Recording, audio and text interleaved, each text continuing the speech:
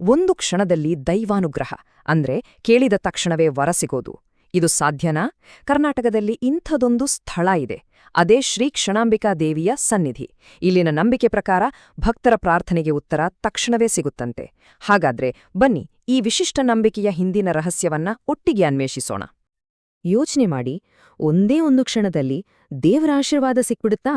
ಇದು ನಿಜಕ್ಕೂ ಸಾಧ್ಯವೇ? ಆದ್ರೆ ಶ್ರೀ ಕ್ಷಣಾಂಬಿಕಾ ದೇವಾಲಯದ ಹಿಂದಿರೋ ಅಚಲವಾದ ನಂಬಿಕೆ ಇದೇ ಆಗಿದೆ. ಬನ್ನಿ, ಈ ನಂಬಿಕೆಯ ಆಳವನ್ನು ಸ್ವಲ್ಪ ನೋಡೋಣ. ಹೌದು, ಇಲ್ಲಿನ ನಂಬಿಕೆಯ ತಿರುಳೇ ಇದು. ಭಕ್ತರು ಮನಪೂರ್ವಕವಾಗಿ ಬೇಡಿಕೊಂಡ್ರೆ ಸಾಕು, ದೇವಿಯು ಒಂದ ಕ್ಷಣ ಕೂಡ ತಡಮಾಡದೆ ಅನುಗ್ರಹಿಸುತ್ತಾಳೆ ಅನ್ನೋದು ಇಲ್ಲಿನ ಜನರ ಅಚಲವಾದ ವಿಶ್ವಾಸ. ಇದು ಇವತ್ತು ನಿನ್ನೆಯ ಮಾತಲ್ಲ, ತಲೆಮಾಲುಗಳಿಂದ ನಡೆದುಕೊಂಡು ಬಂದಿರೋ ನಂಬಿಕೆ ಇದು.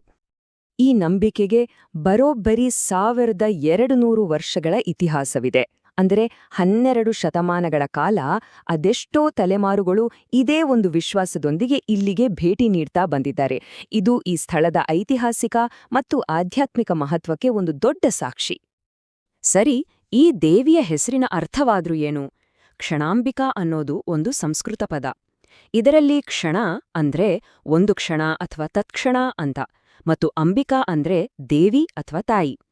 ಒಟ್ಟಾರೆಯಾಗಿ ಹೇಳೋದಾದ್ರೆ ಕ್ಷಣ ಮಾತ್ರದಲ್ಲಿ ಅನುಗ್ರಹಿಸುವ ದೇವಿ ಅಂತ. ನೋಡಿ, ಆಕೆ ಹೆಸರಲ್ಲೇ ಆಕೆಯ ಶಕ್ತಿಯ ಪೂರ್ಣ ವಿವರಣೆ ಇದೆ. ಹಾಗಾದ್ರೆ ಇಷ್ಟೊಂದು ಶಕ್ತಿಯುತವಾದ ಈ ದೇವಾಲಯ ಇರೋದಾದ್ರೂ ಎಲ್ಲಿ?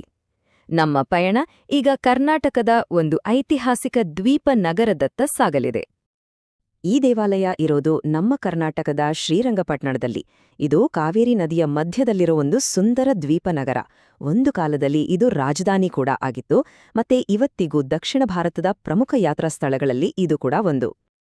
ಶ್ರೀರಂಗಪಟ್ಟಣ ಅಂದ್ರೆ ಸುಮ್ನೆ ಒಂದು ಊರಲ್ಲ.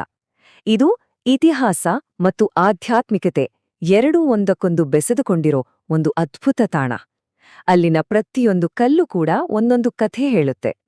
ಅಂಥ ಒಂದು ಪವಿತ್ರವಾದ ನೆಲದಲ್ಲಿ ಈ ಕ್ಷಣಾಂಬಿಕಾ ದೇವಾಲಯ ಇದೆ.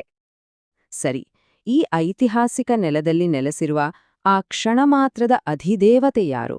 ಆಕೆಯ ಸ್ವರೂಪ ಮತ್ತು ಮಹತ್ವ ಏನು ಅನ್ನೋದನ್ನ ಇನ್ನಷ್ಟು ಆಳವಾಗಿ ತಿಳಿದುಕೊಳ್ಳೋಣ.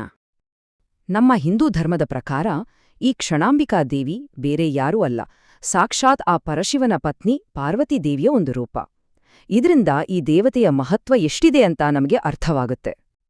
ಅದಕ್ಕೆ ಹೇಳಿದ್ದು, ಕ್ಷಣಾಂಬಿಕಾ ಅನ್ನೋದು ಕೇವಲ ಒಂದು ಹೆಸರಲ್ಲ, ಅದು ಆಕೆಯ ಶಕ್ತಿಯನ್ನ, ಆಕೆಯ ಕ್ರಿಯೆಯನ್ನ ವಿವರಿಸುವ ಒಂದು ಪದ. ಭಕ್ತರ ಮೊರೆಗೆ ತಕ್ಷಣವೇ ಸ್ಪಂದಿಸುವ ಆಕೆಯ ಗುಣವೇ ಈ ದೇವಾಲಯದ ಪ್ರಮುಖ ಆಕರ್ಷಣೆ. ಬನ್ನಿ, ಈಗ 1200 ವರ್ಷಗಳ ಇತಿಹಾಸವನ್ನ ತನ್ನಲ್ಲಿ ಇಟ್ಟುಕೊಂಡಿರುವ ಆ ದೇಗುಲದ ಒಳಗೆ ಹೋದ್ರೆ ನಮಗೆ ಏನು ಕಾಣಿಸುತ್ತೆ? ಅಲ್ಲಿನ ವಿಶೇಷತೆಗಳನ್ನ ಒಂದೊಂದಾಗಿ ನೋಡೋಣ. ಮೊದಲನೇದಾಗಿ, ಈ ಕ್ಷಣಾಂಬಿಕಾ ದೇವಸ್ಥಾನ ಒಂದು ಪ್ರತ್ಯೇಕವಾದ ದೊಡ್ಡ ಕಟ್ಟಡ ಅಲ್ಲ. ಇದನ್ನ ಒಂದು ರೀತಿ ಅಡಗಿರುವ ರತ್ನ ಅಂತಾನೆ ಹೇಳಬಹುದು. ಯಾಕಂದ್ರೆ ಇದು ತುಂಬನೇ ಪ್ರಸಿದ್ಧವಾದ ಮತ್ತು ವಿಶಾಲವಾದ ಶ್ರೀರಂಗನಾಥಸ್ವಾಮಿ ದೇವಸ್ಥಾನದ ಆವರಣದ ಒಳಗೆ ಇರುವ ಒಂದು ಚಿಕ್ಕ ಗರ್ಭಗುಡಿ. ಆ ಗರ್ಭಗುಡಿಯ ಒಳಗೆ ದೇವಿಯ ವಿಗ್ರಹದಷ್ಟೇ ನಮ್ಮ ಗಮನ ಸೆಳೆಯುವ ಇನ್ನೊಂದು ಪ್ರಮುಖ ವಿಷಯ ಇದೆ. ಅದು ದೇವಿಯ ಮುಂದೆ ಪ್ರತಿಷ್ಠಾಪಿಸಿರುವ ಒಂದು ಪವಿತ್ರ ಯಂತ್ರ, ಅದೇ ಶ್ರೀಚಕ್ರ. ಹಾಗಾದ್ರೆ ಏನಿದು ಶ್ರೀಚಕ್ರ? ಶ್ರೀಚಕ್ರ ಅಂದ್ರೆ ಸುಮ್ನೆ ಒಂದು ಚಿಹ್ನೆ ಅಲ್ಲ, ಇದು ತುಂಬಾನೇ ಸಂಕೀರ್ಣವಾದ ಒಂದು ಜಾಮಿತಿಯ ವಿನ್ಯಾಸ. ಇಡೀ ಬ್ರಹ್ಮಾಂಡದ ಶಕ್ತಿ ಮತ್ತೆ ದೈವಿಕ ಸ್ತ್ರೀ ಶಕ್ತಿ ಎರಡನ್ನೂ ಇದು ಪ್ರತಿನಿಧಿಸುತ್ತೆ ಅಂತೆ ನಂಬಲಾಗಿದೆ. ಈ ಶ್ರೀಚಕ್ರವನ್ನ ಪೂಜಿಸುವುದರಿಂದ ಅಪಾರವಾದ ಶಕ್ತಿ ಲಭಿಸುತ್ತೆ ಅನ್ನೋದು ಒಂದು ಬಲವಾದ ನಂಬಿಕೆ. ಒಂದು ದೊಡ್ಡ ದೇವಾಲಯದ ಒಳಗೆ ಒಂದು ಪುಟ್ಟ ಗರ್ಭಗುಡಿ, ಕೇಳಿದ ತಕ್ಷಣ ಅನುಗ್ರಹಿಸುವ ದೇವತೆ. ಇದೆಲ್ಲ ಸೇರಿ ಈ ಜಾಗಕ್ಕೆ ಒಂದು ತುಂಬನೇ ವಿಶೇಷವಾದ ಆಧ್ಯಾತ್ಮಿಕ ಮಹತ್ವವನ್ನು ಕೊಟ್ಟಿದೆ. ಆ ಮಹತ್ವದ ಸಾರ ಏನು? ಈ ದೇವಸ್ಥಾನ ಯಾಕಿಷ್ಟು ಸ್ಪೆಷಲ್ ಅಂದ್ರೆ ಅದು ಅಡಗಿರೋದ್ರಿಂದಾನೇ. ಬೇರೆ ದೊಡ್ಡ ದೇವಸ್ಥಾನಗಳಲ್ಲಿರುವಂಥ ಗದ್ದಲ ಇಲ್ಲಿಲ್ಲ. ತುಂಬಾನೇ ಶಾಂತವಾದ, ಆದ್ರೆ ಅಷ್ಟೇ ಶಕ್ತಿಯುತವಾದ ಒಂದು ಜಾಗ.